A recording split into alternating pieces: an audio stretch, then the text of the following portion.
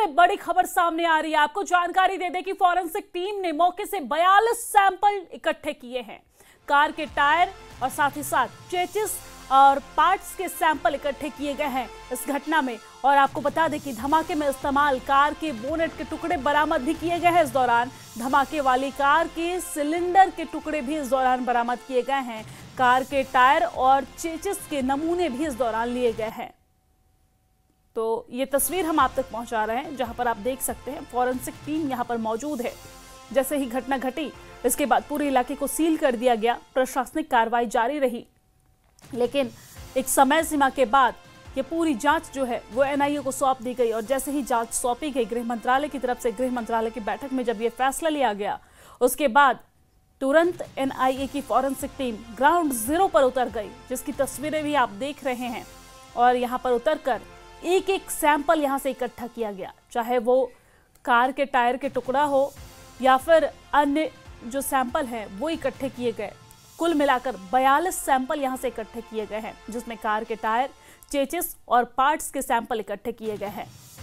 धमाके में इस्तेमाल कार के बोनेट के टुकड़े भी इस दौरान बरामद किए गए और धमाके वाली कार के सिलेंडर के टुकड़े भी इस दौरान बरामद किए गए। दरअसल ये सीएनजी कार थी और उसके सिलेंडर के टुकड़े भी इस दौरान बरामद किए गए।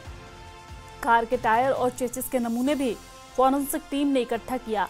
आपने देखा, आप ये देख रहे हैं तस्वीर अपने टेलीविजन स्क्रीन पर कि भारी संख्या में यहाँ पर एनआईए की फॉरेंसिक टीम ग्राउंड जीरो पर उतरी हुई है और सैंपल इकट्ठे किए जा रहे हैं।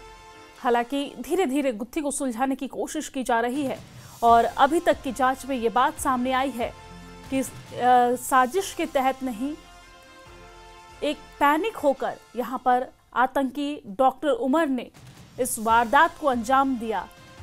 फरीदाबाद में जिस तरीके से कार्रवाई हुई, उसके बाद उसके अंदर वो खौफ आ गया कि अब पुलिस जो है वो मेरे तक पहुंचेगी और अगली बारी मेरी है। तो उसने जो भी उसके पास विस्फोटक सामग्री था उसे एक कार में रखकर और जल्दीबाजी में इस तरीके की घटना को अंजाम दिया गया। लेकिन जल्दीबाजी की भी इस घटना ने कईयों की जान ले ली और कई लोग अभी भी घायल बताए जा रहे हैं, जो अपनी जिंदगी की जंग लड़ रहे हैं, अस्पताल में भर्ती हैं।